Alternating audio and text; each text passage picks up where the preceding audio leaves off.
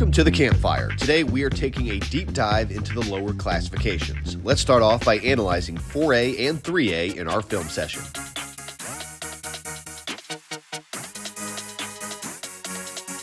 For the past few seasons, we've spoke on the dominance of El Campo and Ruben Owens. Well, Big Rube is gone now, and so is the Ricebirds head coach Chad Worrell. Enter former New Caney head coach Travis Reeve as he attempts to keep El Campo atop the district.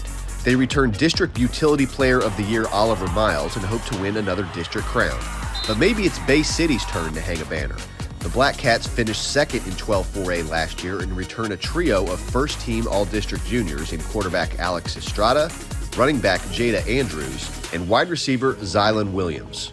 In 11-4A, Booker T. Washington and Furr are looking to battle it out again like they did last year. In 10-4A Division II, Belleville had an undefeated regular season thanks in large part to a suffocating defense that did not allow many points. Look for another huge season in 2023 from the Brahmas. Brookshire Royal and Sealy will be competing for district titles as well. In 3A, the greater Houston area has some serious state title contenders who compete in the same district.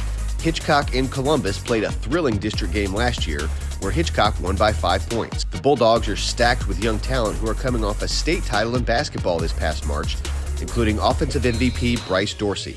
As for Columbus, head coach Matt Schobel's son Aaron and nephew John lead the way for the Cardinals, who finished 12-2 on the year. Both Columbus and Hitchcock will have to find a way past Franklin as the eventual 2022 state champs eliminated both of them from the postseason.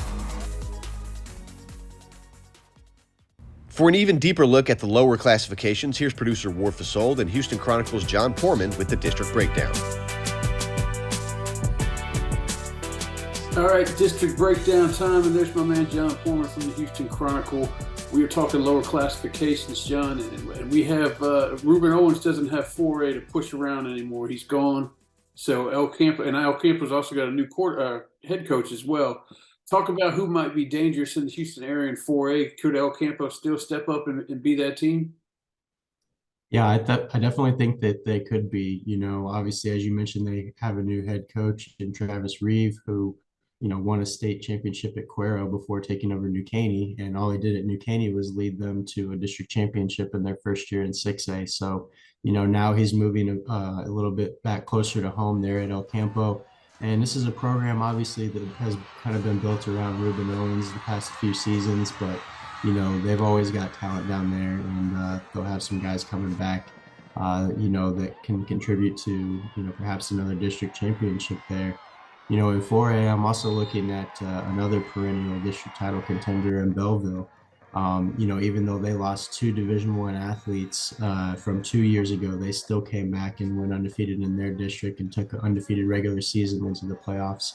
Hitchcock is definitely a contender. They got the opportunity to play in some big games last season. And, as you mentioned, a lot of these guys got to play for and win a basketball state championship as well. And one of those guys is their quarterback, Lloyd Jones the third. He's 6'5", power forward for the basketball team, but he's their quarterback for that Hitchcock offense in football season. So, Damian McDaniel is another two-sport guy. He was the MVP of the basketball championship game at the point guard position. He's a great athlete, can do a lot of different things for the Bulldogs in the football field as well. Definitely looking forward to chatting, some football here leading up across the summer. So, can't wait. Perfect.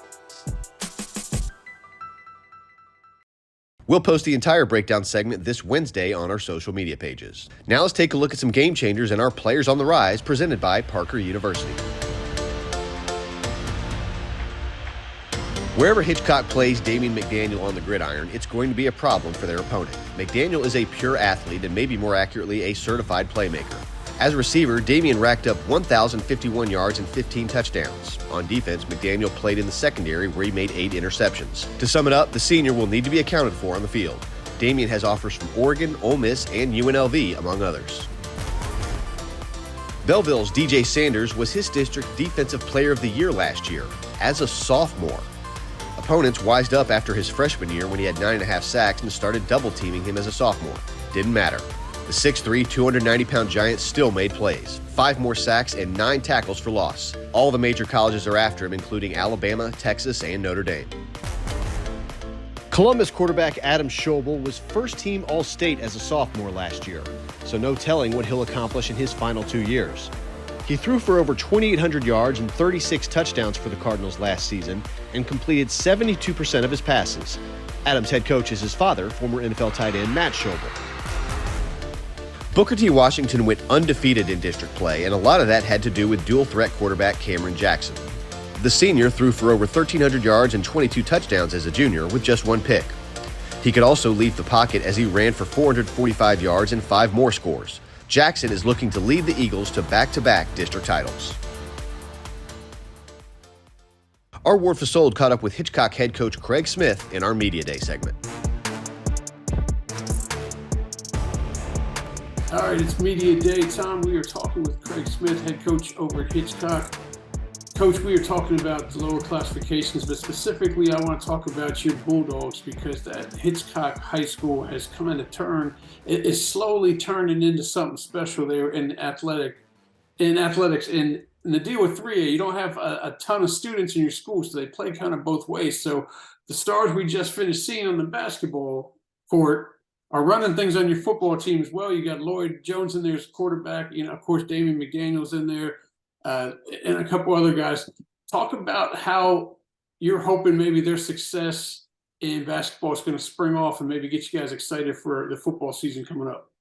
Oh, yeah. I mean, like you said, at a small school, we rely on every kid. For us to have success, our coaching staff believes, we've got to have every kid participating in every sport possible. And right now, we've got a good group of young guys, of sophomores and juniors, and they love to play. They love to compete, whether it's basketball, football, track, whatever. I mean, these guys have all played together since they were 5 years old, and lucky for us, we've had a group of parents that's kind of helped them ever since they were younger, and they would just take them from, football to basketball to baseball to track to 7-on-7, and the kids have grown up that way, and actually, really and truly, they know no different. Oh, absolutely. Hey, well, Coach, I appreciate you joining us, and I hope you guys can build off that 11-2 and make it even further. Maybe make it 3 games further and get this thing to the to AT&T. I appreciate you joining us today, Coach. Hey, thank you. I appreciate you having us, okay? All righty.